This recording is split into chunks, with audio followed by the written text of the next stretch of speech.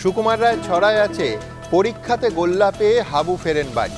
এখন রাজনীতির ঘটনা প্রবাহ দেখে অনেকে প্রশ্ন তুলতেই পারেন যে ভোটের পরীক্ষার আগেই বিরোধী জোট আস্ত একটা গোল্লা পেতে বসেছে কিনা, কারণ কোনো বিরোধী ঐক্য এ দেশে আদৌ আছে কিনা বিশ্বাস করুন সাদা চোখে সেটা একেবারেই বোঝা যাচ্ছে না। এই নিয়েই এই অনুষ্ঠানে আজ আমাদের প্রথম প্রশ্ন। বাংলায় একলা চলোর ঘোষণা তৃণমূল নেত্রী, পাঞ্জাবে একা লড়বে আপ। 4 তারিখ মোদী নীতিশ একান্ত বৈঠক।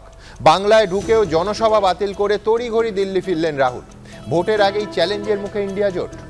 দ্বিতীয় প্রশ্ন, মমতা বন্দ্যোপাধ্যায়ের একলা লড়ার বার্তার পরেই তৃণমূলের নিশানায় অধীর চৌধুরী। রাহুলের যাত্রাপথে অধীর বিরোধী প্ল্যাকার্ড নিয়ে দফায় দফায় বিক্ষোভ সামিল তৃণমূল নেতাও। জোট শরিকদের মধ্যে এহেন সম্পর্ক হলে আখেরে লাভ কি বিজেপিরই? তৃতীয় প্রশ্ন, অন্তত সৌজন্য দেখিয়েও একবার জানায়নি। রাহুল গান্ধীর ন্যায়যাত্রায় যোগদান প্রসঙ্গে গতকাল অভিযোগ করেছিলেন মমতা বন্দ্যোপাধ্যায়। আমন্ত্রণ জানিয়ে চিঠি এবং ইমেল করেছিলেন খোদ মল্লিকার্জুন খার্গে। আজ পাল্টা দাবি জয়রাম রমেশের। কার দাবি সত্যি? চতুর্থ প্রশ্ন, চিকিৎসার জন্য রাজ্যের বাইরে গেছেন শেখ শাহজাহান। বিস্ফোরক তথ্য সামলে আনলেন খোদ রাজ্যের কারামন্ত্রী অখিল গিরি। 20 দিনেও পুলিশ যার খোঁজ পেল না, তার খোঁজ আছে মন্ত্রীর কাছে।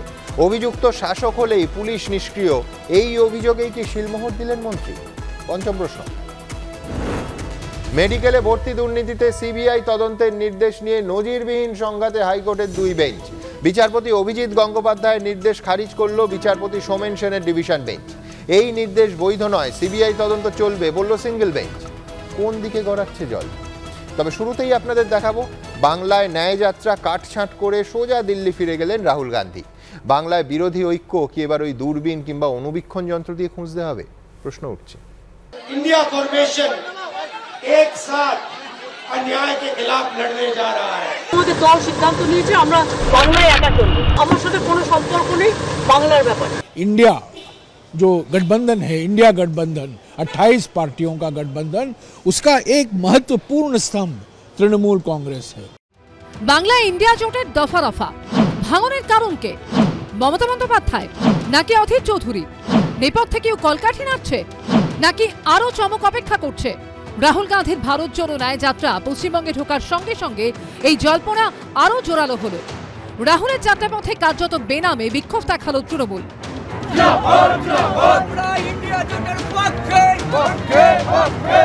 আক্রমণের লক্ষ্য অধীর চৌধুরী। মমতা বন্দ্যোপাধ্যায় সরাসরি জোট ভঙ্গের কথা ঘোষণা করলেও প্রথম দিনে রাহুল গান্ধী এই প্রসঙ্গ তুললেন না। न्याय यात्रा में हमने न्याय शब्द जोड़ा है क्योंकि देश में अन्याय हो रहा है। बीजेपी आरएसएस नफरत फैला रही है, हिंसा फैला रही है और अन्याय फैला रही है। इसीलिए इंडिया फॉर्मेशन एक साथ अन्याय के खिलाफ लड़ने जा रहा है। মমতা বন্দ্যোপাধ্যায় কোনো অবস্থাতেই বলেননি যে ইন্ডিয়া জোট আর নেই, কিন্তু যদি দেখা যায় যে অধীর চৌধুরী বা কংগ্রেসের কোনো নেতা বিজেপির ভাষায় কথা বলছেন এবং লাগাতার তৃণমূল কংগ্রেসকে এবং আমাদের নেত্রীকে আক্রমণ করেছে, আমাদের নেতাকে আক্রমণ করেছে, তাতে এই সৌজন্যের কথাবার্তা চালাবার আর কোনো অবকাশ নেই। তৃণমূল কংগ্রেস কোনোদিন কখনো সদর্থক কোনো মনোভাব নিয়ে চলেছে বলে আমি বিশ্বাস করি না। কখনো মোদিজি ভালো আদমানির চেয়ে, কখনো আদমানি ভালো মোদিজির চেয়ে, কখনো অমিত শাহ চাইতে মোদিজি ভালো, কিন্তু অমিত শাহ খারাপ হলো আরএসএস কিন্তু ভালো।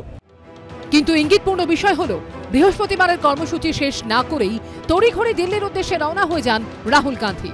সূচি অনুযায়ী বৃহস্পতিবার মা ভবানী মোড় থেকে কোচবিহারের খাগড়াবাড়ি মোড় পর্যন্ত 2.5 কিলোমিটার পদযাত্রা করার কথা ছিল রাহুল গান্ধীর। খাগড়াবাড়ি মোড়ে একটি সভাও করার কথা ছিল। এই দিনই কোচবিহারের পুন্ডিবাড়ি হয়ে আলিপুরদুয়ারের পালাকাটা পর্যন্ত এগোনোর কথা ছিল ন্যায় যাত্রার। সেখানেই রাত্রিবাস করার কথা ছিল। শুক্রবার জলপাইগুড়ি হয়ে দিল্লি যাওয়ার কথা ছিল রাহুল গান্ধীর। 26 ও 27 জানুয়ারি দুদিন বিশ্রামের পর 28 জানুয়ারি আবার ফালাকাটা থেকেই ন্যায় যাত্রা শুরু করার কথা ছিল রাহুল গান্ধীর। কিন্তু এই দিন বাংলায় ঢুকে মাত্র 2 ঘন্টাতেই কর্মসূচি শেষ করে দিলেন রাহুল গান্ধী। পূর্ব নির্ধারিত পদযাত্রা এবং সভাও করেননি তিনি।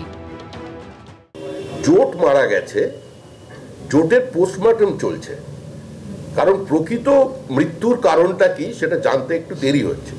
ডেথ সার্টিফিকেট ঠিক সময় পেয়ে যাবে। কিন্তু কেন এই তড়িঘড়ি সফর কাটছাঁট, যা ঘিরে এখন জোর জল্পনা। রাহুল গান্ধীর ভারত জোড়ো ন্যায়যাত্রা ফের 28শে জানুয়ারি শুরু হবে। কংগ্রেসের অভিযোগ, তখন রাহুল গান্ধীর একাধিক সভা করার কথা থাকলেও তার অনুমতি দিচ্ছে না পুলিশ। পরীক্ষা চলছে নানা রকমের, আগে তো জানা ছিল না আমাদের, তো সেই জন্য আমরা যেসব জায়গায় প্রোগ্রাম করবো ভেবেছিলাম, সভা করবো ভেবেছিলাম, সেখানে সভা করার সমস্যা তৈরি হচ্ছে। আমরা যাত্রার মাঝে মাঝে যেখানে সভা করবো ভেবেছিলাম সেই জায়গায় সভা করতে সমস্যা হচ্ছে, কারণ পারমিশনের সমস্যা হচ্ছে। সভা না হলেও কংগ্রেসের দাবি পূর্ব নির্ধারিত রুটেই এগোবে রাহুল গান্ধীর ভারত জোড়ো ন্যায়যাত্রা।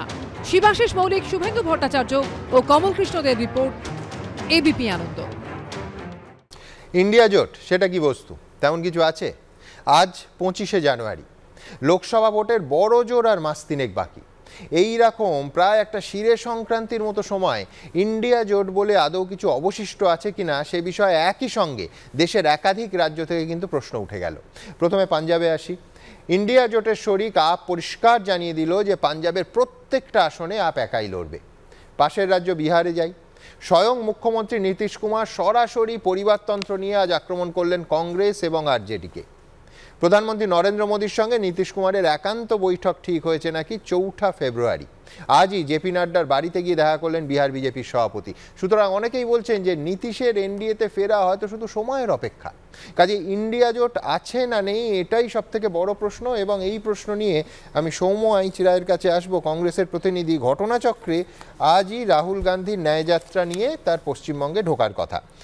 সময় আপনারা দেখলেন যে সূচি ছিল একেবারে ঘোষিত, পোস্টার, প্লাকার, হোর্ডিং সমস্ত, তাতে বড় ব্যাপক কাটছাট। এবং জনসভাটা যে ছিল আজকে 11টা 30 মিনিটে খাগড়াবাড়ি চকে, সে জনসভা সম্পূর্ণ বাতিল হয়ে গেল। তড়িঘড়ি দৌড়ে ক্রাইসিস ম্যানেজমেন্ট ইন্ডিয়া জোটে। সময় দেখুন, আপনারা যেটা বলছেন সেটা আসলে বিষয় নয়। বিষয়টা খুব পরিষ্কার যে ইন্ডিয়া জোট নিয়ে আমি পরে বলছি, আগে যাত্রা নিয়ে আপনি প্রশ্ন করেছেন। যাত্রার প্রশ্নটা হচ্ছে কালকে 26 তারিখ এবং 27 তারিখ দুদিন আমাদের ছুটি। একদম, এটা একদম ঘোষিত, এটা লুকোনো ছিল না। এবং এই যে 2.5 কিলোমিটার, 1.5 কিলোমিটার আর 4 কিলোমিটার এই পথটা অতিক্রান্ত হবেই। সেটা উনি আবার রিজিউম যখন করবেন সেখান থেকেই শুরু হবে। আজকে ওনার কালকে সকালের ফ্লাইট ছিল, আজকে উনি সেখান থেকে একটু এমার্জেন্সি আগে গেছেন, একটু দরকারে আগে গেছেন, কিন্তু তার সঙ্গে রাজনীতি এটা মেলানোর কোনো দরকার নেই। কিন্তু আমরা খুব ইম্পর্টেন্ট একটা জিনিস, না একটা জায়গায় আমি তোমায় বাড়তি সময় দেবো, চিন্তা করো না। সেটা হচ্ছে 2 ঘন্টা। এ তো তোমাদের ঘোষিত যে কর্মসূচি কোথাও ছিল না। 2 ঘন্টায় আমি পাত্তারি গোটালাম সমস্ত পদযাত্রা। বক্সিরহাটে একটা জনসভার আগে একটা ছোট্ট জমায়েত ছিল যেখানে পতাকা হস্তান্তর হওয়ার কথা, সমস্ত কিছু কাটছাট করে আমি 2 ঘন্টার মধ্যে পাত্তারি গুটিয়ে চলে গেলাম। এটা আবার রিজিউম করবে, সেম জায়গা থেকে রিজিউম হবে। না সেটা তো শিডিউলড। আরে শিডিউলটা হয় কি আপনি এক্সিজেন্সিতে পুরো জিনিসটা হচ্ছে 13তম দিন এবং 14তম দিন, অর্থাৎ আগামীকাল এবং আগামী পরশু একেবারে বিশ্রামের দিন, ঘোষিত বিশ্রামের দিন। কেউ সেটা নিয়ে প্রশ্ন করছে না। বিশ্রামের দিনের আগে আমাদের আগামীকাল, আজকেরটাই বলছি তো, 4.5 কিলোমিটার, 2.5 কিলোমিটার এবং 1.5 কিলোমিটার এই পথটাকে আবার 28 তারিখে অ্যামালগামেশন হবে এবং আবার শুরু হবে এখান থেকে। না আজকে হলো না কেন? পুরো কারণে বিভিন্ন কারণে হয়, পলিটিক্যালি অনেক কাজ থাকে। না ওই পলিটিক্যালি কাজটাই তো জানতে চাইছি। ওটা আপনার স্পেকুলেশনে আপনি বলছেন, আমাদের কাছে কোনো এরকম স্পেকুলেশনটা জানতে চাই। আমার একাধিক এরকম স্পেকুলেশনে আমার কাছে যতটা যা খবর তাতে উনি একটা ব্যক্তিগত কাজে উনি চলে গেছেন আজকে।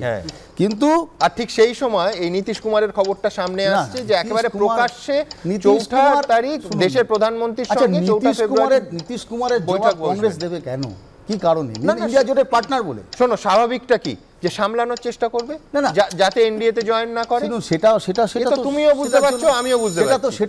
সেটা করাটা খুব স্বাভাবিক, খুব স্বাভাবিক। কিন্তু আমি সেটা বলছি না, আমার কথা হচ্ছে সেটা বলছো না বলে সমস্যা। সেটা খুব স্বাভাবিক, সেটা হতেই পারে। কিন্তু নীতিশ কুমার কি করবেন না করবেন সেটা নীতিশ কুমারের আছে, সেটা করবেন নীতিশ কুমার। কারণ আমাদের জোট সঙ্গী, আমাদের সরকার চলছে তার সাথে এবং ইন্ডিয়া জোটের পার্টনার, সেটা নিশ্চয়ই করবেন, আমরাও বলবো।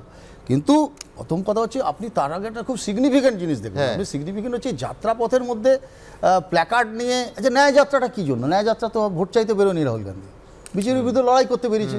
বিজেপির বিরুদ্ধে বলছে যে ন্যায় যাত্রায় মানুষের রুটি রুজি রোজগার, সারা পশ্চিমবঙ্গে 47 বছরের সব থেকে বেশি ভারতবর্ষ সহ পশ্চিমবঙ্গে বেকার, তার বিরুদ্ধে লড়ছেন। উনি বলছেন বৈষম্য, উনি বলছেন ধর্মের সঙ্গে ধর্মের আঘাত, লড়াই, এই বিভেদতা। আর প্ল্যাকার্ড নিচ্ছে কারা? প্রতিবাদ করছে কারা? এরা কারা? নামবিহীন তৃণমূল।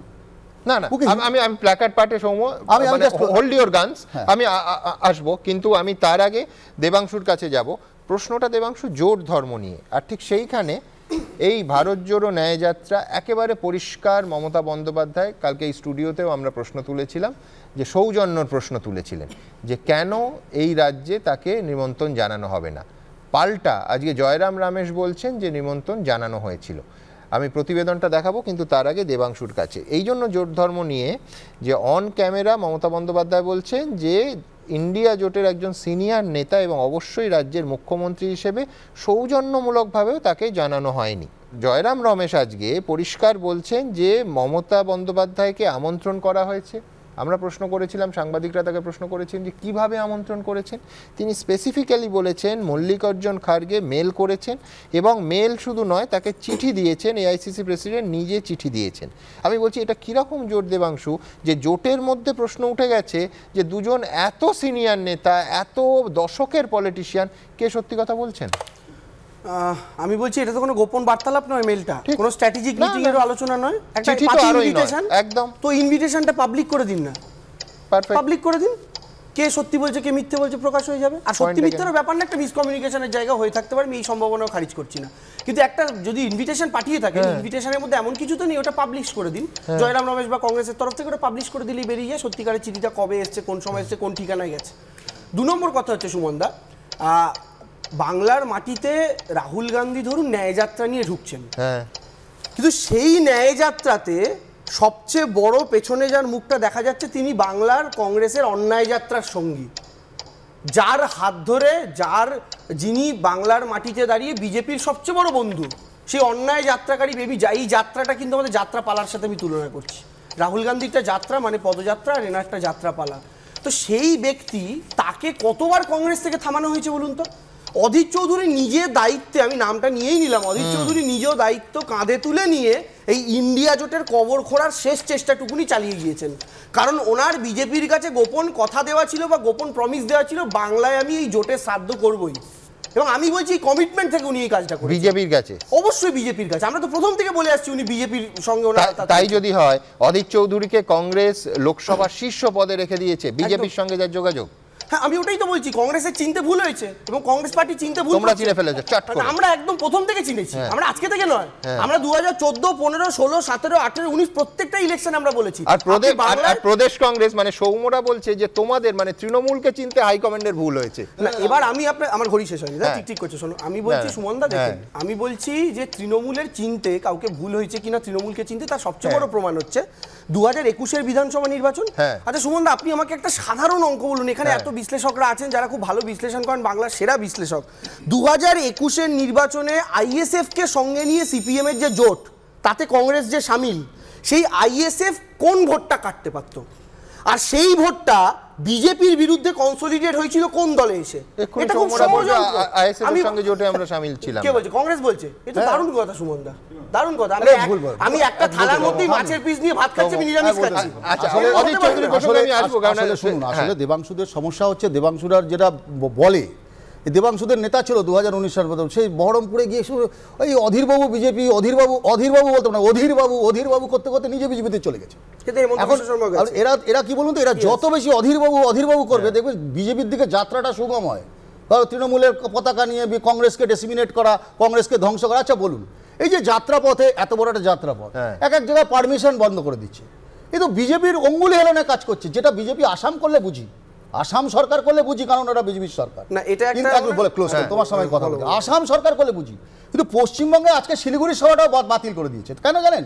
তার কারণ হচ্ছে বিজেপির দাদন নিয়ে এরা কাজ করে, আর অধীরবাবু যত করবে, আমি বলে দিচ্ছি, অধীরবাবুর ভোটের পার্সেন্টেজ তত বাড়বে। আমি বলছি সৌম্য, সেখানেও আমার প্রশ্ন রইল সৌম্য, যে আসামে তোমরা এত বাধা পেয়েও একটা সম্পূর্ণ কর্মসূচি পালন করলে, এবং না কিন্তু এখানে তো 2 ঘন্টায় গুটিয়ে নিলে। না, এখানেও করব আমরা, ওদিন ওখান থেকে রিজিউম করব। আমি বলছি দাদা, আমি শুধু শিলিগুড়িটা নিয়ে তোমাকে বলে রাখি, শিলিগুড়িতে পুলিশ স্পষ্ট জানিয়েছে ওই দিন পুলিশের পরীক্ষা রয়েছে।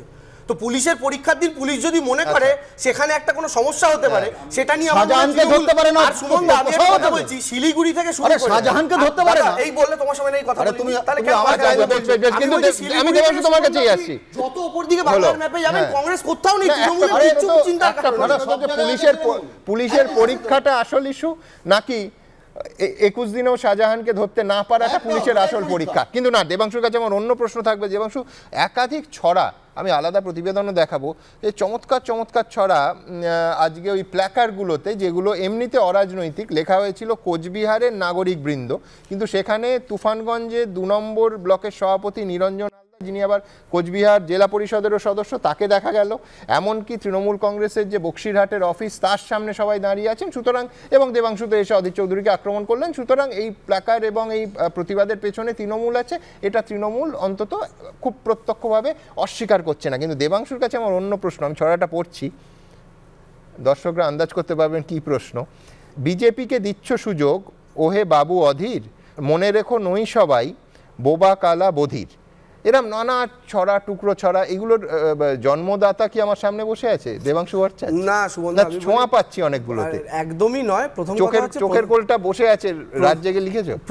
প্রথম কথা হচ্ছে যে আমাদের দলের ক্ষেত্রে আলাদা কথা, কিন্তু এটা সম্ভবত কিছু বিদ্বজ্জনদের একটা কিছু মনে হয় জায়গা হয়েছিল, সেখান থেকে লেখাটা বেরিয়েছে। তবে মেন কথাটা এটা বলবো, আপনি যাদেরকে দেখা গেছে বললেন ওখানে, আমি বলছি তারা তো তৃণমূল কংগ্রেসের কেউ কর্মী হতে পারেন, কিন্তু তারপরেও তো তাদের মধ্যে কেউ এরকম থাকতেই পারেন। আমরা যারা ইন্ডিয়া জোটের পন্থী, আমরা যারা বিজেপির বিরুদ্ধে, সেও তো সাধারণ মানুষ, তারপরে তার পলিটিক্যাল পরিচয় আছে। আমার ভাবতে খুব ভালো লাগছে যে তৃণমূল কংগ্রেসের কর্মী, এমনকি কর্মীও নয়, নেতা, ব্লকের সহসভাপতি, জেলা পরিষদের সদস্য, তিনি মানুষ হিসেবে, মানে নাগরিক হিসেবে তিনি পার্টি অফিসের সামনে প্ল্যাকার্ড নিয়ে দাঁড়িয়ে আছেন। এটা ভাবতে আমার ভালো লাগলো। আমি এটার বিতর্কে যাব না, যা বোঝার দর্শকরা বুঝে নিয়েছেন। না, আমি সময় আসবো, কিন্তু তার আগে এই যে মূল বিবাদটা, যে সত্যি সত্যি জোট ধর্ম কারা গাফিলতি করছেন, কারা পালন করছেন।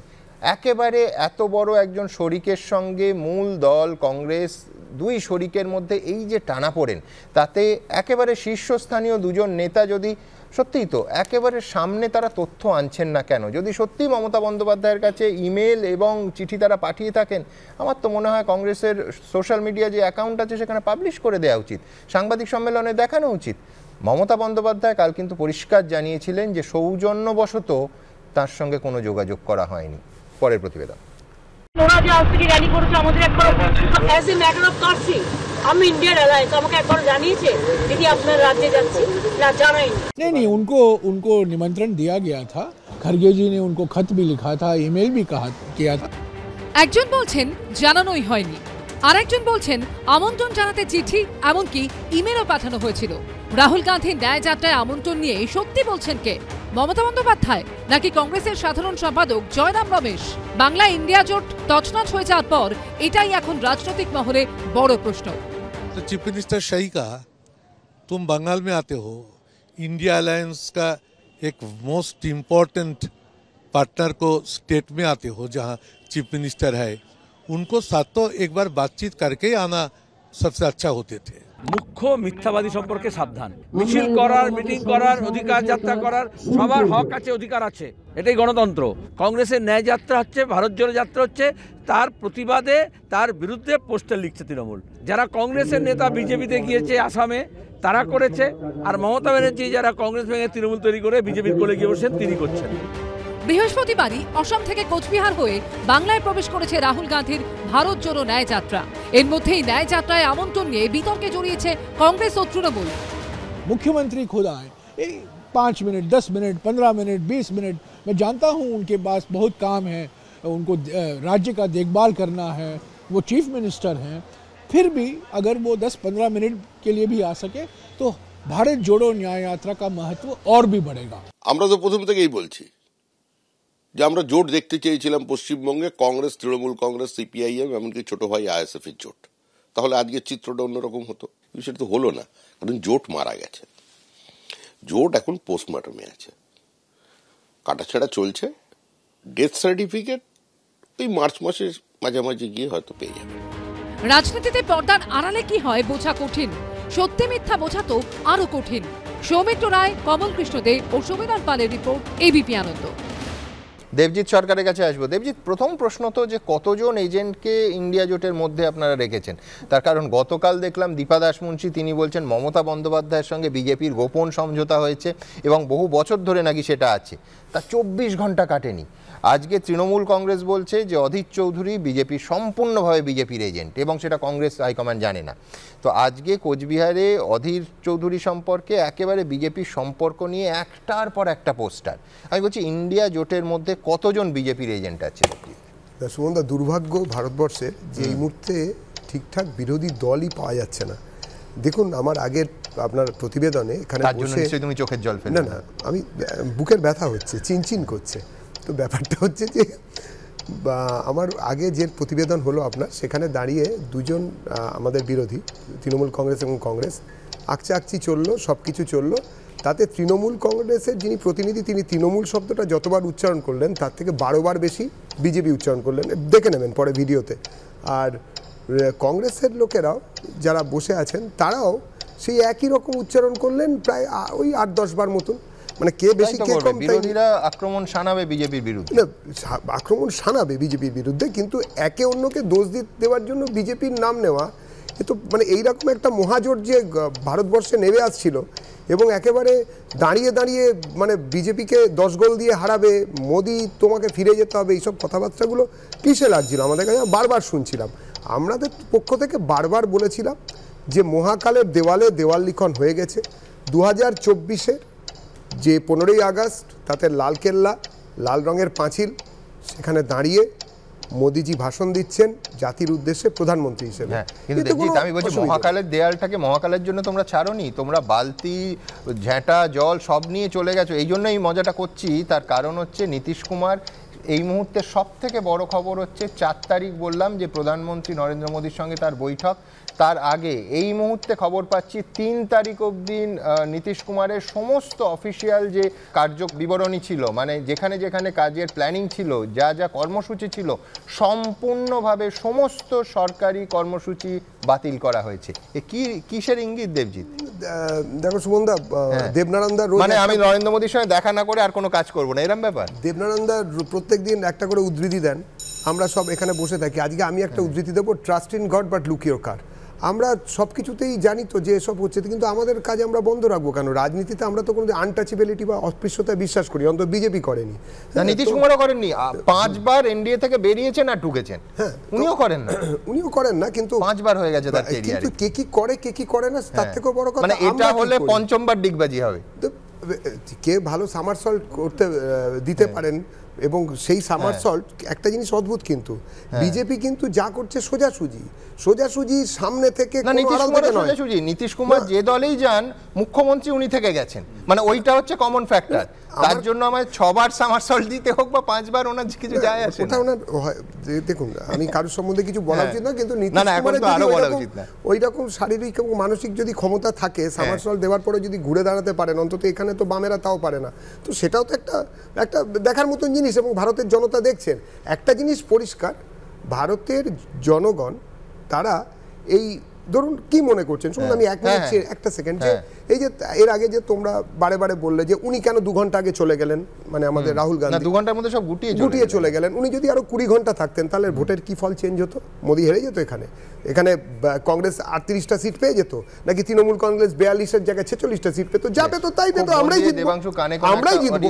বেশ, আমি শুধু একবার দেবজিৎকে মনে করিয়ে দেবো যে ও আনটাচেবল শব্দটা বললো না। নীতিশ কুমার এনডিএ জোট একবার ছেড়েছিলেন নরেন্দ্র মোদীকে আনটাচেবল পলিটিক্সে এইটা বলে। আমি বলছি 2014 সালে কিভাবে শব্দগুলো অবস্থান পাল্টে যায়, কিন্তু এক শব্দ ফিরে ফিরে আসে। দেবাংশু মন দিয়ে কিছু একটা অডিও ক্লিপ। আমি শুধু কিচ্ছু না, আমি বলছি সুমনদা এই মুহূর্তে আশা করি সেটা বাচ্চারাও দেখতে পাবে, শুনতেও পাবে। এই মুহূর্তে যদি বিজেপির অফিসিয়াল ইউটিউব চ্যানেলে যান, সেখানে আজ থেকে ঠিক 9 মাস আগের অমিত শাহের একটা ভিডিও, যেটাতে থাম্বনেল বিজেপি করেছে, যেখানে স্পষ্ট লেখা নীতিশ কে লিয়ে ভাজপা কে দরওয়াজে হামেশা হামেশা কে লিয়ে বন্ধ। এটা অমিত শাহ বলছেন এবং বিজেপির অফিসিয়াল ইউটিউব চ্যানেলে এটা থাম্বনেল করা। এবারে হামেশাটা কি বিজেপির জন্য 9 মাসের, এটা আমার জানা না। আমার কথা হচ্ছে সে দেবাংশু এই একটা পাপোশ হওয়ার গল্প ছিল যে যদি অন্যরা যদি কেউ আসে তাহলে আরে এটা তো আমি বলছি তো, মানে আমি আমার জায়গা থেকে বলছি, আমি ওই অমিত শাহ বা মোদিজি দিদিজি এদের কাছে আমি গিয়ে পৌঁছতে পারবো না। আমি আমার ক্ষমতায় গিয়ে বলছি যে আমরা একটা পাপোশের কথা শুনেছিলাম অনেকদিন আগে, কিন্তু দেবজিৎ আমার হাতের খুব কাছে, ও প্রচন্ড রেগে ঝাঁপিয়ে পড়তে পারে, কারণ নরেন্দ্র মোদী এবং আরাবুল ইসলাম পাশাপাশি রাখা যায় না, কিন্তু এই হামেশা শব্দটা আমার মনে পড়িয়ে দিল যে আরাবুলকে একসময় তৃণমূল কংগ্রেস বহিষ্কার করেছিল, তারপরে 6 মাসের মধ্যে সে ব্যাক করে, সেটাও একটা হামেশার প্রতিশ্রুতি, আর 6 মাসে হামেশা মিটে গেল। কিন্তু যে ব্যাখ্যা যেভাবে দেবে, কিন্তু এখানে আমি আমার পরের প্রতিবেদন রাখবো, যেটা আজকে সেই প্ল্যাকার্ড, সেই প্ল্যাকার্ডে আবার বলছি কাব্যগুণ ছিল, শ্লেষ ছিল, এবং অবশ্যই যেটা মারাত্মক সেটা হচ্ছে দুই শরিকের সম্পর্কটা কোন তলানিতে তার প্রমাণ তো একেবারে ছত্রে ছত্রে ছিল। দেখুন,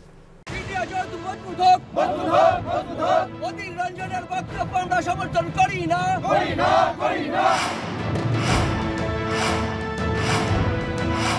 মমতা বন্দ্যোপাধ্যায় বুধবারের একলা চলো ঘোষণার পরই কোচবিহারে রাহুল গান্ধীর ন্যায় যাত্রার পথে দেখা গেল এই ছবি।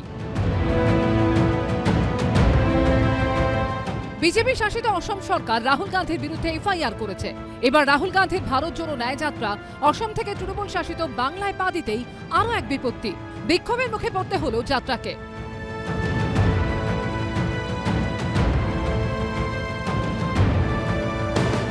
লোকসভা ভোটের আগে রাহুল গান্ধীর ফ্ল্যাগশিপ ক্যাম্পেন ন্যায় যাত্রায় বাদসাধল বিক্ষোভ। বিক্ষোভকারীদের হাতে ছিল ব্যানার, প্ল্যাকার্ড, তলায় লেখা কোচবিহার নাগরিক বৃন্দ। কিন্তু আদতে এই বিক্ষোভকারীরা কারা? আমরা কোচবিহারের নাগরিকবৃন্দ, তৃণমূল কংগ্রেসের সাধারণ কর্মীরা। বাংলার বুকে অধীর রঞ্জন চৌধুরী যেভাবে এই ইন্ডিয়া জোটকে কালিমালিপ্ত করবার জন্য মমতা বন্দ্যোপাধ্যায়ের বিরুদ্ধে, তৃণমূল কংগ্রেসের বিরুদ্ধে একের পর এক অনৈতিক কথাবার্তা বলে যাচ্ছেন, অধীর রঞ্জন বাবুকে আমরা একটা বার্তা পৌঁছে দিতে চাইছি, মমতা বন্দ্যোপাধ্যায়কে সামনে রেখে আগামী দিনে ইন্ডিয়া জোটকে মজবুত করার উদ্দেশ্য। কোচবিহারে বক্সিরহাটে রাহুলের ন্যায় যাত্রা ঢোকার 500 মিটারের মধ্যে প্রথম বিক্ষোভ। এরপর তুফানগঞ্জ, মারুগঞ্জ, তল্লিগুড়ি, পাওয়ার হাউস সহ মোট 10টি জায়গায় একইভাবে দেখা যায় জমায়েত। কিন্তু কোচবিহার নাগরিকবৃন্দের অধীর চৌধুরীর ওপর হঠাৎ এত রাগ কেন? কোনো প্ল্যাকার্ডে লেখা অধীর রঞ্জন চৌধুরী স্পিকটি নট অ্যাবাউট বিজেপি, কোনোটাই লেখা বিজেপিকে দিচ্ছ সুযোগ, ওহে বাবু অধীর, মনে রেখো নই সবাই বোবা কালা বধির। কোনোটাই আবার লেখা বাংলায় ভোট ভেঙে বিজেপির পোয়া পারো, যে কোনো প্রদেশটাও শুধু বাংলাকে ছাড়ো। এরপরে আসল সত্যিটা সামনে এলো। বিক্ষোভকারীদের মধ্যে দেখা গেল কোচবিহারের তুফানগঞ্জ 2 নম্বর ব্লকের সভাপতি ও তৃণমূল পরিচালিত কোচবিহার জেলা পরিষদের সদস্য নিরঞ্জন সরকারকে। যদিও তাকে লক্ষ্য করে এই আক্রমণকে বিন্দুমাত্র গুরুত্ব দিতে নারাজ অধীর চৌধুরী। আজ সকালে যারা বিক্ষোভ দেখালেন রাহুল গান্ধীর যাত্রাপথে নাগরিক মঞ্চের নামে, তাদের সবারই তৃণমূলের পরিচয় পাওয়া যাচ্ছে।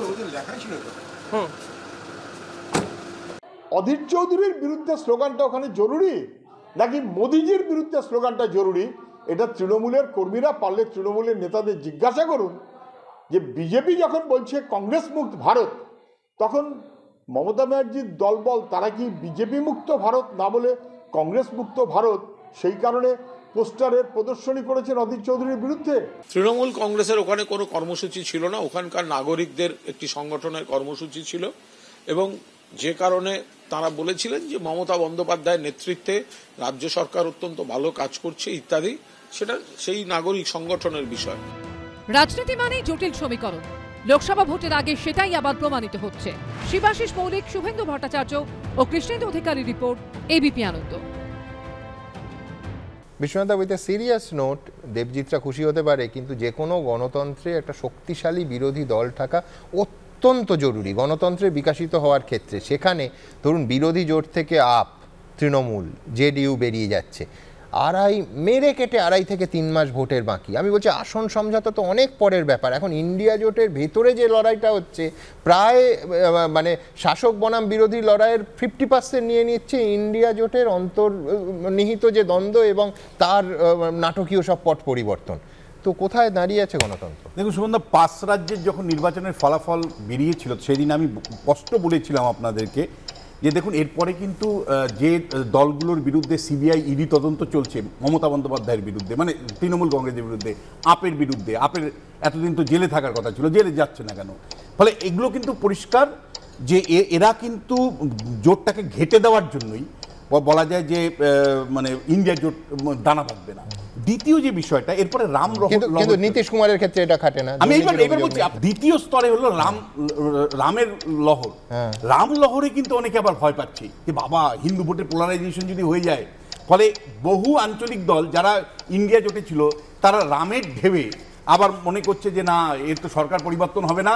ফলে ভাই সরাসরি চোখে চোখ না রেখে, অর্থাৎ অমিত শাহ নরেন্দ্র মোদীর বিরুদ্ধে চোখে চোখ না রেখে তাদের সাথে সামিল হও। এই সামিলের দলে কিন্তু নীতিশ কুমার ঢুকে যাচ্ছেন। এবং আপনাকে বলছি এই যে ছবিটা বেরিয়ে আসছে, এখান থেকে দুটো জিনিস পরিষ্কার। একটা হলো আইডিওলজিক্যাল লড়াই যদি আপনি না করতে পারেন, এই দলগুলোর কোনো আইডিওলজি নেই। এই তৃণমূল কংগ্রেস 1998 সালে বিজেপির সাথে মানে করে সরকার তৈরি করেছে, 2006 সাল পর্যন্ত সরকার তৈরি করেছে। এই বিজেপি তৃণমূল কংগ্রেসের কোনো আদর্শগত অবস্থান আছে বিজেপির বিরুদ্ধে? মানে আপের কোনো আদর্শগত অবস্থান আছে? আমি বলছি এই নীতিশ কুমারের কোনো আদর্শগত অবস্থান আছে? বিজেপি যে হিন্দু মানে জাতীয়তাবাদী ভাবনা পরিচালিত করতে চায় রাষ্ট্রটাকে, তার বিকল্প মানে আদর্শগত অবস্থান কি তৃণমূল কংগ্রেসের, আপের, নীতিশ কুমারের? এরা তো বারবার কম্প্রোমাইজ করেছে। তাহলে আপনি বিকল্প আদর্শগত অবস্থান কিন্তু তৈরি করতে পারেননি। এখানে ইন্ডিয়া জোটের সবচেয়ে বড় ব্যর্থতা। এবং এই ছবিটা যখন দিনের পর দিন দেখবে মানুষ, ফ্লোটিং ভোটার 5 থেকে 6% আছে, যারা নির্দিষ্ট কোনো দলকে ভোট দেয় না, তারা যখন দেখবে যে না উইনিবিলিটি নেই, অর্থাৎ ইন্ডিয়া জোটের ইউনিবিলিটি নেই, তখন এই ফ্লোটিং ভোটার আপনি কি মনে করেন যে এই দলগুলোকে ভোট দিবে, মানে ইন্ডিয়া জোটকে ভোট দিবে? সমস্ত সমীক্ষায় আসে মানুষ তাকেই ভোট দিতে চান যার জয়ের সম্ভাবনা। ফলে এই ফ্লোটিং ভোটটা কিন্তু আমি আপনাকে বলছি সবচেয়ে বড় ক্ষতিগ্রস্ত হচ্ছে ইন্ডিয়া জোটে, এই ফ্লোটিং ভোট নেই। এবং একই সাথে কংগ্রেসের নেতৃত্বকে আমি প্রশ্ন তুলতে চাই যে আপনারা নেতৃত্ব দিতে চাইছেন, কিন্তু আপনারা সমস্ত দলগুলোকে আদর্শগত অবস্থানে তারা রাজি আছে কিনা লড়াইয়ের, সিবিআই ইডির ভয়ে লড়াই করছে কিনা, এইটাও কিন্তু আপনার মাপা উচিত ছিল। তাতে যদি আপনার জোট কম হতো তাতে কোনো অসুবিধা ছিল না, কিন্তু জোট ছন্ন ছাড়া এই বার্তাটা যে ভোটারদের কাছে যাচ্ছে এটা ভীষণ খারাপ। এবং আমি বলছি গণতন্ত্রের বিকল্প না থাকাটা কিন্তু ভয়ের। এই যে বিকল্প নেই, নরেন্দ্র মোদী পরপর জিতে যাবেন, এই ভাবনাটাই ভয়ঙ্কর। আমি আপনাকে বলছি যেভাবে ভারতবর্ষের রাজনীতি চলছে তাতে আমি মনে করি বিকল্পের প্রয়োজন আছে, বিকল্প শক্তিশালী থাকার প্রয়োজন আছে। পার্লামেন্টারি ডেমোক্রেসিতে অবশ্যই একটা শক্তিশালী বিরোধী দল তো থাকা দরকার অবশ্যই, এবং সরকার পরিবর্তনটাও খুব জরুরি। না আমি বলছি আমার এটা খুব খারাপ লাগে, বিশ্বনাথ দা সব আলোচনাটাই তৃণমূলের দিকে ঘুরিয়ে দেন, এটা খুব খারাপ লাগে। আমি একটা কথা বলি বিশ্বনাথ দা আপনাকে, আপনি দয়া করে মাঝখানে বলবেন না। আমার না একদম আমার বক্তব্য হচ্ছে সুমন দা, আচ্ছা আমার একটা কথা বলুন তো, আজ থেকে ধরুন 3 মাস পরে বা 2 মাসের মাথায় ইলেকশন, বিজেপি সমস্ত রাজ্যে তাদের মেশিনারি নিয়ে নেমে পড়েছে। আজকে একটা জোট তৈরি করার কথা, সিট শেয়ারিং নিয়ে সমস্ত বিরোধী দলগুলো, পশ্চিমবঙ্গ থেকে তৃণমূল কংগ্রেসের মতো দল বিশেষ করে যখন রোজ রোজ কংগ্রেস নেতৃত্বকে বলছে, একের পর এক ডেডলাইন তারা ফেল করছেন দিনের পর দিন, তারপরে কি হবে? বিজেপি সব জায়গায় তাদের ক্যান্ডিডেট ফিক্স করে ফেলেছে মনে মনে, আর এখনো বিরোধী রাজনৈতিক দলগুলো হয়তো জানেই না যে কোন সিটে আদৌ আমার ক্যান্ডিডেটটা ওখানে হবে কিনা। এই পরিস্থিতিতে দাঁড়িয়ে কেউ যদি প্রতিবাদ করে, এটাকে বিশ্বনাথ দার ঘেটে দেওয়া মনে হয় না? আমি দুটো কারণে ঘেটে দেওয়া বলছি। আমি বলছি একটা তো ধারাবাহিকভাবে পার্লামেন্টে দাঁড়িয়ে দিনের পর দিন গত 5 বছরের মধ্যে একাধিক বিলে সরাসরি বিজেপিকে সমর্থন করেছে তৃণমূল কংগ্রেস, এনআরসি ছাড়া কিছু বলতে পারবেন না, দুই সিএ ছাড়া কিছু বলতে পারবেন না। एग्जांपल বিশ্বনাথ একের পর এক আমি একটু চেলাম উপরাষ্ট্রপতি নির্বাচনে সরাসরি কেন আপনি বয়কট করলেন? আপনার আদর্শগত অবস্থান নেই, আপনি ধনকরকে জেতাতে চেয়েছেন তাই আপনি নির্বাচনে অংশ নেননি, এবং সরাসরি আপনি মানে বলা যায় কংগ্রেসের প্রার্থীকে বিরোধিতা করেছেন। এবং যে বিষয়টা মমতা বন্দ্যোপাধ্যায় স্বয়ং বলেছে যে ওদেরকে আমি 2টো সিট দিতে চেয়েছি আর ওরা 8টা-10টা চায়। আমি একটু মনে করিয়ে দিই সৌম্য, যেহেতু একজন বক্তা মধ্যখানে বললেন, সেটা হচ্ছে দেবাংশুর ক্ষোভের কারণ খুব পরিষ্কার। সেটা হচ্ছে সম্ভবত উল্লেখ করলো না, আমি উল্লেখ করছি, অভিষেক বন্দ্যোপাধ্যায় 6:30টার সময় রাহুল গান্ধীর সঙ্গে দেখা করলেন অতদিন আগে আসন সমঝোতার প্রস্তাব নিয়ে। সেই প্রস্তাব কংগ্রেস এবং 3 রাজ্যে ধরাশায়ী হওয়ার পর শুধু মমতা বন্দ্যোপাধ্যায় নয়, একাধিক শরিক বলতে শুরু করলো যে বারবার আমরা কংগ্রেসকে প্রস্তাব দিয়েছি যে আসন সমঝোতা করো, আসন ঠিক করো, কংগ্রেস করেনি, দাদাগিরি দেখিয়েছে। তার আগে তো 8 ঘন্টা জেরার পরে কংগ্রেসকে 45 মিনিট গালাগাল দিচ্ছে, সেটা তো আপনি বলছেন না। তো এখন ব্যাপারটা হচ্ছে যে কে কি বললো না করলো, পরিষ্কার কথা হচ্ছে যে বিশ্বনাথ একটা কথা অপূর্ব কথা বলেছেন। দাঁড়ান ভাই, আপনি তো এত ডিস্টার্ব করলেন না, তাহলে এটা ঠিক নয়। সারা ভারতবর্ষে আপনি যখন লড়াই হচ্ছে, আজকে মমতা বন্দ্যোপাধ্যায় তো সুপ্রিমো, ওদের দলের তো দায়িত্ব নিতে, তাহলে আপনি কেন বললেন আজকে 22 তারিখে বললেন কেন যে আমরা সব দলে সব জায়গায় প্রার্থী দেবো? কেন বলেছেন? 1, 2 আপনাকে কে বলেছিল যখন এজেন্ডায় ছিল না আপনি খারগেজির নাম প্রস্তাব করেছেন? এজেন্ডা ছিল, কেন করেছিলেন? নাম্বার 3, আপনি বারবার আপনার ফেন্সিটিং কন্ডিশন থেকে কথা বলবেন, আর সব এই জোট ভাঙার, যদি জোট ভাঙে, আমি ধরে নিলাম জোট করতে চায়, এই জোট ভাঙার সম্পূর্ণ দায়িত্ব তৃণমূল কংগ্রেসকে নিতে হবে। কেন আপনি বলছেন? আজকে পশ্চিমবঙ্গ প্রদেশ কংগ্রেসের সভাপতি কোথায় বলুন তো একটা স্টেটমেন্ট বলছে আমরা বিরোধী দল, এখানে পশ্চিমবঙ্গে আমরা বিরোধী দল। আমরা কি আচ্ছা আজকে ধরে নিন কথার কথা, আমি আর দেবাংশু খুব ভালো বন্ধু, একসঙ্গে বসে চা খাচ্ছি, আমরা একসঙ্গে মিলে জোট করে নিলাম, তো কি চোর কি সাধু হয়ে যাবে? আমরা কি চোরকে চোর বলতে পারবো না? আমরা দুর্নীতিকে দুর্নীতি বলতে পারবো না? আমরা লুম্পেনদের লুম্পেন বলতে পারবো না? এটা পলিটিক্স করতে এসছে আমরা। আপনি বলুন গত 10 বছরে, প্লিজ ক্লোজ করো, তারপরে আমি ওপেন করব। 69টা বিল এসেছে, বিশ্বনাথ বলে ডিসক্লোজ করছি, 69টা বিল এসেছে, একটা বিল দেখার যে বিরোধিতা করেছে, আমি বলছি অ্যাবস্টেন করেছে, ওয়াকআউট করেছে, বেরিয়ে গেছে।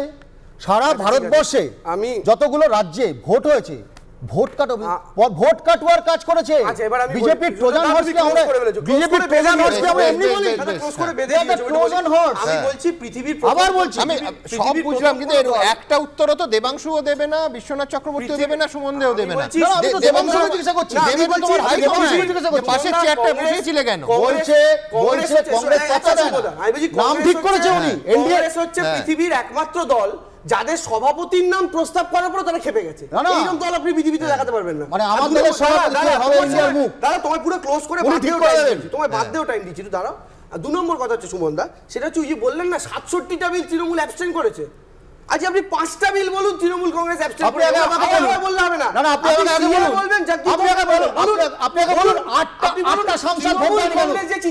আপনি বলুন 8টা কাজ সিরিয়াস বলুন। আমি পরের প্রতিবেদন নিয়ে আসব, কিন্তু আমার একটা কৌতূহলের প্রশ্ন থাকবে, সেটা হচ্ছে কোনো জোটের ক্ষেত্রে যদি যে দল নেতা পাশের আরেকজন দল এই একজন নেতার নাম প্রস্তাব করেন, সেটা দলের পক্ষে অথবা বিনা আলোচনায় প্রস্তাব করলে সামগ্রিকভাবে জোটের পক্ষে কতটা ইতিবাচক বা কতটা সহায়ক, আমি বিস্তারিত আসবো। কিন্তু তার আগে আমার দ্বিতীয় প্রতিবেদন আপনাদের সামনে রাখবো, সেটা হচ্ছে নীতিশ কুমার। আবার বলছি, 4 ফেব্রুয়ারি নরেন্দ্র মোদীর সঙ্গে প্রকাশ্যে বৈঠক করবেন নীতিশ কুমার, একটা সরকারি অনুষ্ঠান আছে, তারপরে বৈঠকের সম্ভাবনা। এবং সবথেকে গুরুত্বপূর্ণ যেটা, এই 18 মিনিট আগে যেটা আমরা ব্রেক করলাম, সেটা হচ্ছে সমস্ত তার সরকারি যে কর্মসূচি 3 তারিখ পর্যন্ত, বিহারের মুখ্যমন্ত্রী নীতিশ কুমারের সমস্ত শিডিউল সরকারি কর্মসূচি বাতিল করা হয়েছে। সিগনিফিকেন্ট তো বটেই, অত্যন্ত তাৎপর্যপূর্ণ। দেখুন, ইন্ডিয়া জোটের ভাঙন কি আসন্ন? সেই কারণেই কি বৃহস্পতিবার তড়িঘড়ি কোচবিহারে সফর কাটছাট করে দিল্লি চলে গেলেন রাহুল গান্ধী? জল্পনা ক্রমেই জোরালো হচ্ছে। ইতিমধ্যেই বাংলায় একলা চলর ঘোষণা করেছেন মমতা বন্দ্যোপাধ্যায়। পঞ্জাবেও হাত ছেড়েছে আম আদমি পার্টি। রাজনৈতিক মহলে জল্পনা চলছে লোকসভা ভোটের মুখে নাকি ফের ডিগবাজি খেতে পারেন নীতিশ কুমার। কংগ্রেস আরজেডি বামেদের জোট ছেড়ে তিনি নাকি ফের বিজেপিতে ফিরতে পারেন। এমনটা হলে এটা নীতিশ কুমারের পঞ্চম ডিগবাজি হবে। উত্তরপ্রদেশেও এখনও অখিলেশ যাদবের সমাজবাদী পার্টির সঙ্গে কোনো আসন সমঝোতায় পৌঁছতে পারেনি কংগ্রেস। গুজরাট এবং দিল্লিতে আসন সমঝোতা নিয়ে অরবিন্দ কেজরিওয়ালের দলের সঙ্গে কংগ্রেসের আলোচনা চললেও রফা সূত্র এখনও অধরা। এই পরিস্থিতিতে প্রশ্ন, এইসব কারণেই কি তড়িঘড়ি দিল্লি ফিরলেন? এবার ইন্ডিয়া জোটের কি হবে? বর্তমানে যে অবস্থায় গিয়ে দাঁড়িয়েছে তাতে জোটের সম্ভাবনা খুব ক্ষীণ।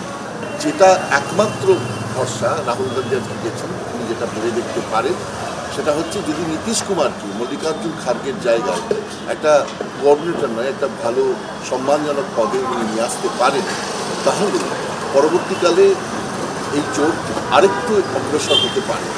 সেক্ষেত্রে ঘটনা ঠিক, মমতা বন্দ্যোপাধ্যায় পেরিয়ে যাবেন। দুটো রাজ্যে আপ আছে, এই দুটো রাজ্যে রিস্ক নিতে হবে। আপ থাকতেও পারে, চলে যেতেও পারে, কিন্তু নীতিশ কুমারকে ফিরিয়ে আনলে সারা ভারতে জোটের পরিস্থিতি অনেক বেশি সম্ভাবনার ক্ষেত্রে উজ্জ্বল হয়ে উঠবে। যদিও কংগ্রেসের বক্তব্য, প্রজাতন্ত্র দিবসের জন্য 26 ও 27 জানুয়ারি রাহুল গান্ধীর ভারত জোড়ো ন্যায়যাত্রা বন্ধ থাকবে, এটা পূর্ব ঘোষিত, এটা আচমকা কোনো সিদ্ধান্ত নয়।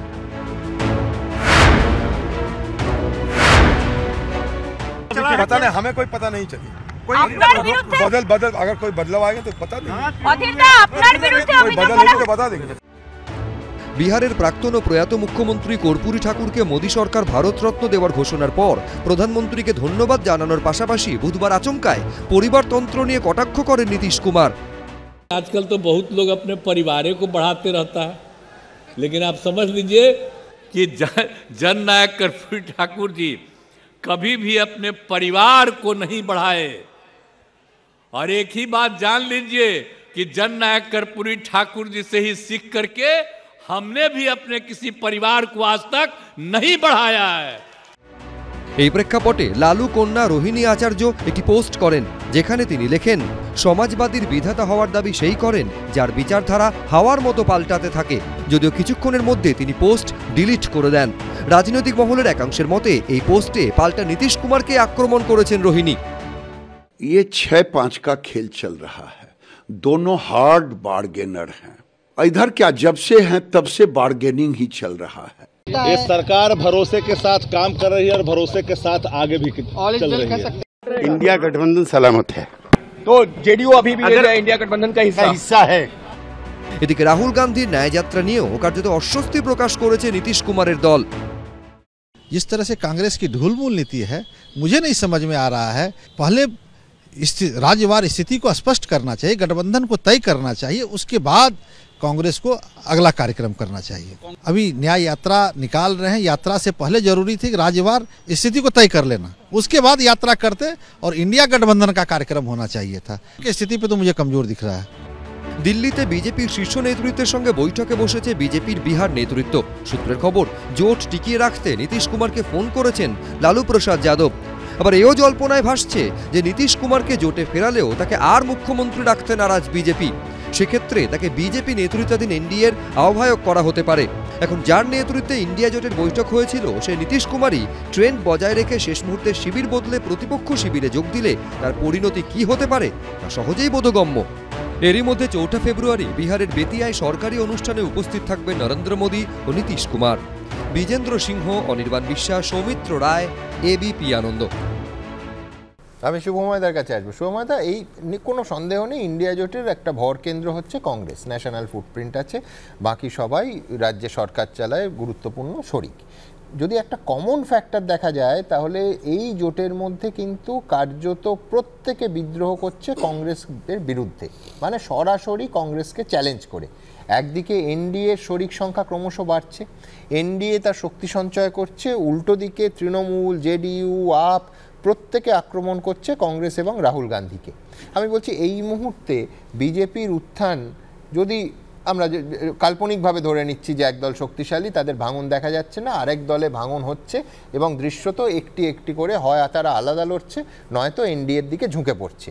এই পরিস্থিতিতে এই জোট ভঙ্গের দায়, সোজা কথা, এ কি শুধু কংগ্রেসের, যার বিরুদ্ধে অন্য শরিকরা সবাই একজোট হয়ে খাপ্পা, নাকি শরিকদেরও রয়েছে? আপনার কি মনে হয়? দেখুন, জোটভঙ্গটা স্বপ্নভঙ্গ হবে কিনা বিরোধীদের, এটা একটু অপেক্ষা করে দেখতে হবে। কারণ 2004-এর নির্বাচন যদি দেখেন, জোট টোট ছিল না।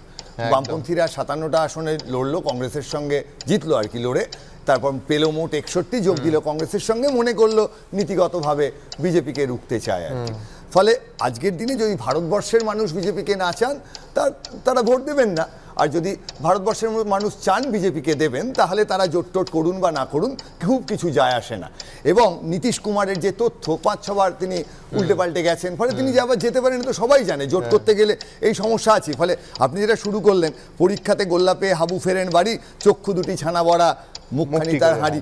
অদ্ভুত দেখলাম তার 4টে শেষের লাইন সুকুমার রায় ও রবীন্দ্রনাথের মতো। এই রাম মন্দির নিয়ে বিজেপি যা করছে, রবীন্দ্রনাথ তো আগেই দেখতে পেয়েছিলেন। লাস্ট 4টে লাইন হচ্ছে, পিসি ভাসেন চোখের জলে কুটনকোটা ফেলে, আহ্লাদেতে পাশের বাড়ি 8খানা হয় ছেলে। এখন সুকুমার রায় কোন পিসির কথা ভেবে বলেছেন সেটাও আমি জানি না, কিন্তু মূল কথা হচ্ছে জোটের গোলমালটা কোথায় দেখুন। তৃণমূল বলছে অধীরবাবু বিজেপির সাথে, তৃণমূল বলছে রাম বাম একসাথে, কংগ্রেস বলছে তৃণমূল বিজেপি, বা কংগ্রেস বাম বলছে তৃণমূল বিজেপি একসাথে, বিজেপির শ্রমিকদা বললেন জোট পোস্টমর্টেমে। তার মানে এই কথা সত্যি, সব রাজনৈতিক দলই মনে করছে যে সমস্ত লোকই নাকি এদিক ওদিক ঘুরে টুরে দেবজিৎ বাবুদের দিকে চলে যাচ্ছে। এবার এই ধরনের রাজনীতি ভালো নয়। এদিক ওদিক থেকে লোক ভাঙিয়ে এনে জিতবেন কেন? যদি নিজেদের আদর্শ ঠিক থাকে তাহলে কেন জ্যোতিরাদিত্য সিন্ধিয়াকে নিতে হবে? নিজেরাই তো জিতবেন। তো ঠিক আছে, এভাবে জিতছেন ভালোভাবে, বিরোধীরা পারছে না, তারা জিতবেন গণতান্ত্রিক ব্যবস্থার মধ্যে।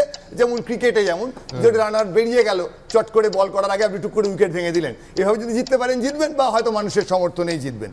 তবে গতকাল আপনি বিজ্ঞাপনের বিরোধিতে যাওয়ার আগে বলেছিলেন যে আপনি সংবেদনশীল সঞ্চালক। একটা সংবেদনশীলতার কথা কিন্তু বলতেই হবে রাহুল গান্ধীর কথা বলতে গিয়ে, যাকে নিয়ে এত সমালোচনা করছি, পার্ট টাইম রাজনীতিক এইসব বলছি। দেখবেন সবারই গায়ে কাঁটা দেবে। আমাদের সঙ্গে তো একই বয়সে রাহুল গান্ধী, জন্মেছিলেন 70 সালে, 84 সালে ইন্দিরা গান্ধীর মৃতদেহ চারপাশ দিয়ে রাহুল গান্ধী 14 বছরের ছেলেটি হাঁটছে। সারা পশ্চিমবঙ্গ তখন বামপন্থীদের ফরে কংগ্রেসের বিরুদ্ধে, সবারই চোখে জল ছিল। 1991 রাহুল গান্ধী 21, রাজীব গান্ধী মারা গেছেন, রাহুল গান্ধী তার চারপাশ দিয়ে আবার হাঁটছেন, সেই মৃতদেহের চারপাশ দিয়ে। সুতরাং এটা কিন্তু মনে রাখতে হবে, রাহুল গান্ধী পার্ট টাইম করুক কি না করুন, তিনি কিন্তু নীতিশ কুমারের মতন সবার দল বদলাননি। তার রাজনীতি হারতেই পারে, কংগ্রেসের ইতিহাস মুছে যাবে না। সুতরাং রাহুল গান্ধীকে এটুকু পয়েন্ট দিতেই হবে। তার মতো করে আরেকটাও যোগ করুন, সেটা হচ্ছে এখনো পর্যন্ত কোনো কংগ্রেস বিরোধী দল দুর্নীতির ন্যূনতম সামান্য একটা অভিযোগ রাহুল গান্ধী সম্পর্কে করতে পারেনি। এবং শেষ করি এইটুকু বলে, রাজ্যে মানে রাত্রিরে তখন ঘুম ভাঙছে, পাশ থেকে পাতিপুকুরের রাস্তা দিয়ে দেখতে পাচ্ছি স্লোগান দিতে দিতে, এবার ভোটে জিতলো কে, আশুলাহা আবার কে। নীরেন ঘোষ হেরে গেলেন। কেন হারলেন? ইন্দিরা গান্ধীর মৃত্যুর জন্য। মমতা বন্দ্যোপাধ্যায়কে মনে রাখতে হবে, তার রাজনৈতিক জীবনের যে শুরু, সোমনাথ চ্যাটার্জির যে হারা, তার পেছনে ইন্দিরা গান্ধীর মৃত্যু কিন্তু অনেকটা কাজ করেছিল। আশা করি তিনিও প্রতিদানটা ফিরিয়ে দেওয়ারই চেষ্টা করবেন। খুব ইন্টারেস্টিং। আমি দেবনারায়ণ সরকারের কাছে যাব। দেবনারায়ণদা, একেবারে আজকের ঘটনায় যদি আসি, জয়রাম রমেশ আজকে সাংবাদিক সম্মেলন করে বলেছেন, ঠিক যেখানটা যে সুরটা দিয়ে শুভময়দা শেষ করলেন, যে কংগ্রেস থেকে জন্ম হওয়া তৃণমূল কংগ্রেস এবং কংগ্রেস, অনেকে বলে যে খুব স্বাভাবিক মিত্র হওয়ার কথা যাদের, সেই তাদের অবস্থাটা আজকের বাস্তবের মাটিতে দাঁড়িয়ে ঠিক কোথায় দাঁড়িয়ে আছে? জয়রাম রমেশ সাংবাদিক সম্মেলন করে বলছেন যে সোনিয়া গান্ধী, রাহুল গান্ধী, মল্লিকার্জুন খার্গে প্রত্যেকে চান এই যে ন্যায়যাত্রা হচ্ছে রাহুল গান্ধীর, তাতে তৃণমূল থেকে নেতারা এসে তাতে যোগ দিন। যোগ করছেন যে অন্তত 10 মিনিট বা 15 মিনিটের জন্য যদি স্বয়ং মুখ্যমন্ত্রী আসেন, কংগ্রেসের তরফে একান্ত অনুরোধ করা হলো। বাস্তবে কাট্টু সেই একই দিনে অন্য জায়গায় ঘটনা প্রবাহ কি? সুদীপ বন্দ্যোপাধ্যায়ের মতো সিনিয়র লিডার তিনি বলছেন মমতা বন্দ্যোপাধ্যায় যেখানে নিজেই যথেষ্ট এই গোটা রাজ্যে বিজেপির মোকাবিলায়, সেখানে সেই রাজ্যে পশ্চিমবঙ্গে ন্যায়যাত্রায় আসার কোনো প্রয়োজন নেই। একাধিক জায়গায় আজকে পোস্টার পড়লো রাহুলের যাত্রাপথে যে মমতা ইজ এনাফ। আমি বলছি যে একটা ছড়া, আবার ছড়াতে ফিরছি, দেবাংশু আছে বলেই আর কি। বাংলার ভোট ভেঙে বিজেপির পোয়াবারও, যে কোনো প্রদেশে যাও শুধু বাংলাকে ছাড়ো। রাহুল গান্ধীর উদ্দেশ্যে তৃণমূল অথবা তৃণমূল নয়, একেবারে অতৃণমূল নাগরিকবৃন্দ তারা লিখছেন যে কোনো প্রদেশে যাও শুধু বাংলাকে ছাড়ো। আমি বলছি এই যদি জোট ধর্ম হয়, তাহলে সেই জোটের ভবিষ্যৎ নিয়ে শুভময়দা আশাবাদী হতে পারেন। আমার আশাতে বেশ এই সময় তো ঠান্ডা জলই মনে হচ্ছে। সুমনবাবু, one of the most management expert Kenneth Blanchard এক জায়গায় বলেছিল, the key to success leadership is influence not authority. আবার বলছি, the key to success leader is influence not authority. মানে লিডারশিপের সার্থকতা নির্ভর করে প্রভাব বিস্তারের পরে, কর্তৃত্ব স্থাপনের পরে নয়। আজকে 2 মাসের বেশি ধরে মমতা ব্যানার্জি বারবার করে বলছে পশ্চিমবঙ্গের ব্যাপারে আপনারা একটা সমাধান করুন। 2বার ডেডলাইন চেঞ্জ করেছে, বারবার বলেছে আপনারা কথা বলুন। আমি 2টো আসন ছাড়তে চাই, তার যথার্থ যুক্তিও আছে, বলুক। বিভিন্ন বিধানসভা লোকসভা আসনকে ধরে এনে বলুক। এমনকি আনন্দবাজার পত্রিকাও পর্যন্ত লিখেছে 39টা আসনে বিজেপি মানে কংগ্রেসের আসন 5%-এর বেশি নয়। 39 ভোটের কথা বলছেন, ভোটের কথা, ভোট শতাংশ। উনি 2টো আসন, এই একটা কথাতে যাচ্ছে না, বরং বারবার অধীর চৌধুরী বারবার তৃণমূলকে বিভিন্নভাবে অপমান থেকে বিভিন্ন আঘাত করছে। এই আঘাতটা এত মারাত্মক অবস্থা, বহুটা বিজেপির সঙ্গে। আরে মমতা ব্যানার্জি তো বারবার জোটের জন্য ছাড়ছে, বলছে একটা আলোচনা করুক, অথচ কোনো আলোচনাই হয়নি। আলোচনা 2-3 মাস ধরে আজকে বারবার ডেডলাইন দিচ্ছে আলোচনা। তা বলে অধীর চৌধুরী বিজেপির হয়ে কাজ করছে। নিশ্চয়ই আপনি একটা লক্ষ্য করুন, টাইমস অফ ইন্ডিয়া 2017 8ই নভেম্বর টাইমস অফ ইন্ডিয়া সব যা খবর বেরিয়েছিল, Adhir Chowdhury meet Yogi Adityanath fuels Bengal buzz. বাংলায় একটা বিরাট মানে ইয়ে অতিরঞ্জিত একটা আলোচনা চলছে। কি আলোচনা চলছে? না না না, তখন আলোচনা চলছে এই মনে হয় একদম বিজেপির সঙ্গে ওর একটা আলাদা টাই আপ আছে, ওয়ান ম্যান পার্টি, সারা পশ্চিমবঙ্গে একা যেতে বা পাশে দুটো আর একজন, সুতরাং ওর বিজেপি যেতে বাধা নেই, বিজেপির সঙ্গে টাই আপ রয়েছে। এটা অনেক আগেই পরিস্থিতি, এই নিয়ে বহু লেখালেখিও পর্যন্ত হয়েছে। আপনি বললে কা হবে? এক সেকেন্ড, আমার প্রশ্ন হচ্ছে এটা নিয়ে আমরা অধীর চৌধুরীকে, এটা তো প্রকাশ্যে উনি দেখা করেছিলেন যোগী আদিত্যনাথের সঙ্গে, আমি বলছি এটা কংগ্রেস পার্টি জেনেছে, আপনি যেরকম জেনেছেন আমিও কাগজ পড়ে জেনেছি, জানলো কংগ্রেস পার্টি জেনেও তাকে লোকসভা সর্বোচ্চ পদে রেখে দিল। কিসের জন্য? কংগ্রেস বোঝে যে ওকে না দিলে ও বিজেপিতে চলে যাবে। কংগ্রেস কাকে ও জানে। শুনুন, আমি একটা কথা বলছি, আর একটা কথা আপনি বলেছেন একটু আগে। আচ্ছা, এই কংগ্রেসের মনে হওয়াটা আপনি কোন কাগজে পড়েছেন? কারণটা হচ্ছে কি, ও তো কোন কাগজে পড়লেন? একা ছাড়া জিততে পশ্চিমবঙ্গে যেতে একাই যেতে। আচ্ছা, কত বছর ধরে একা ছাড়া জিতছে। আপনি বারবারই বলছেন নেতৃত্বের সাফল্য, আপনি বলছেন প্রত্যেকে বিদ্রোহ করছে কংগ্রেসের বিরুদ্ধে, আপ বিদ্রোহ করছে, সমাজবাদী পার্টি বিদ্রোহ করছে, কে বিদ্রোহ করছে? কোন পার্টি আজকে কংগ্রেস কাউকে ছাড়তে যাবে না। মানে আজকে দেখুন না, আমি বুঝছি না যে আমি বলছি যে অধীর চৌধুরীকে বহরমপুরে জিতিয়ে বিজেপির কি লাভ? না, লাভ আছে, ওনার তো কোনো দায় নেই, দায়ও নেই, দায়িত্ব আর কেউ নেই। পশ্চিমবঙ্গে উনি একাই যেতে। আচ্ছা, শূন্য হতো সেটা। আচ্ছা, এবার আমি একবার কংগ্রেসের কাছে যেতে হবে, সবার কাছে আসবো, কিন্তু আমি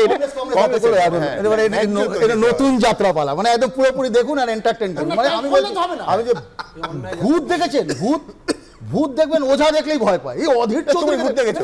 আমি তো দেখিনি। আমার কথা শুনুন, এরা হচ্ছে আর কিছু নেই, ভূত। ভূতের এখন অধীর চৌধুরীকে দেখলে ভয় হচ্ছে। ওঝা দেখলেই ভয় হবে। অধীর চৌধুরী চোখে চোখ রেখে পশ্চিমবাংলার দুর্নীতি, অন্যায়, অবিচার তার বিরুদ্ধে লড়াই করছে, প্রতিদিন লড়াই করছে। পঞ্চায়েতে খুন হচ্ছে কংগ্রেস কর্মী, ওনারা বলছেন দায় যারা হচ্ছে কংগ্রেস কর্মী খুন করছে, পার্টির লোককে মেরে ফেলছে, অধীর চৌধুরী বলছে ওদের গায়ে জ্বালা লাগছে। এখন ওরা চায় কিরকম জানেন?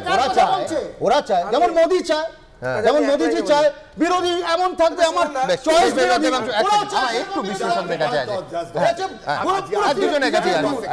দেবাংশু তো মোটের উপর আজকে শুরুতে আমাদের বিশ্লেষক হিসেবে প্রশংসা করে আমি ভাবছিলাম বঙ্গ বিভীষণ টিভিশন পাওয়া যাবে, কিন্তু দেবনারায়ণ দা বলার পর কিন্তু আমি একদম কিচ্ছু বুঝতে পারলাম না। মানে অধীর চৌধুরী এবং বিজেপির মধ্যে যে সম্পর্ক এবং তার যে রাজনৈতিক এফেক্ট, এবং অধীর চৌধুরী এত বড় নেতা যে তিনি বিজেপি চলে গেলে যাবেন বলে কংগ্রেস সারা ভারতবর্ষে তাদের একেবারে যে লোকসভার প্রধান হিসেবে রেখে দিল, এইটা কিন্তু যুক্তি হিসেবে মেনে নিতে কষ্ট হচ্ছে।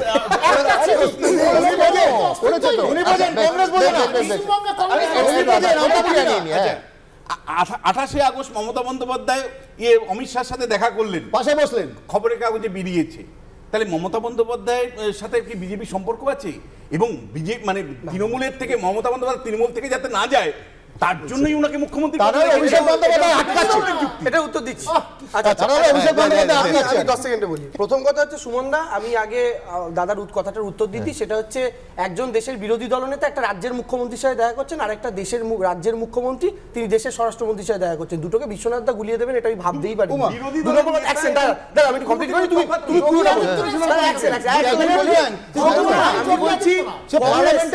দাদা তার সংসদে ন্যায় যাত্রা ছিল। দাঁড়াও, আমি বলছি সুমনদা দেখুন 2014 সালে অধীর চৌধুরী কত ভোটে জিতেছিলেন, তারপরে আপনি আসুন back to 2019, Adhir Chowdhury margin কমে হয়ে গেল 70,000, তারপরে চলে আসুন 2021, অধীর চৌধুরী ওই বহরমপুর কনস্টিটিউয়েন্সি থেকে 3rd পজিশনে চলে গেলেন। আমার বক্তব্য হচ্ছে এখানে টেলিভিশন চ্যানেলে আলোচনা করে লাভ নেই কার সাথে কার সেটিং কে কি বলছে, সাধারণ মানুষ কাকে কোন জায়গায় বসিয়ে দিয়েছে। আজকের দিনে দাঁড়িয়ে অধীর চৌধুরী বহরমপুর লোকসভা কনস্টিটিউয়েন্সি থেকে বিধানসভা নিরিখে তৃতীয় মমতা ব্যানার্জি কাঁথিতে হেরে গেছে, শুধু তাই না তুমি প্রধানমন্ত্রী চাইছো। আরে দাদা কেন বলছো কাঁথিতে হেরে গেছে? তোমার বলার সময় না বলছো, তুমি বাড়ি 70,000 ভোটে জিতেছে। মমতা ব্যানার্জি কাঁথিতে হেরে গেছে, নন্দীগ্রামে হেরে গেছে, সরি নন্দীগ্রামে হেরে গেছে, সিট জানেন না এখনো। আরে মমতা ব্যানার্জি নন্দীগ্রামে হেরে গেছে, কোলা খেতে পাচ্ছি না আমার মটন। আরে মমতা ব্যানার্জি নন্দীগ্রামে হেরে গেছে না, কিন্তু আমি বলছি যদি এক সেকেন্ড, কিন্তু একটাই দেবাংশু, সেটা হচ্ছে সেটা যদি কম ভোট পাওয়া আবার ভোট কাটার কথা বলো, তাহলে তো তৃণমূল কংগ্রেসের ত্রিপুরায় যাওয়াই উচিত নয় যে আগের বার যত কম ভোট পেয়েছে। মমতা বন্দ্যোপাধ্যায় নিজের আসন ছেড়ে সাহস দেখিয়েছিলেন অন্য একটা আসনে যাওয়ার, আর অধীর চৌধুরী নিজের আসনেই দাঁড়িয়েছেন, উনি অন্য কথা। অধীর চৌধুরী হেরেছে না, দাঁড়ায় না। 2 নম্বর কথা, অধীর চৌধুরী হেরেছে না, প্রশ্ন করলেন ত্রিপুরায় তৃণমূল কংগ্রেস ত্রিপুরায় গেছে, পৌরসভা নির্বাচনে ভালো ফলাফল করেছে, মেঘালয় 5টা সিট জিতেছে, গোয়া থেকে 15%। আর শুনুন কত বড় বিজেপির দলাল, ত্রিপুরাতে একটা কাউন্সিলর জিতেছে, আম্বাসার বিজেপিকে দিয়ে চলে এসেছে। আরে তোমাদের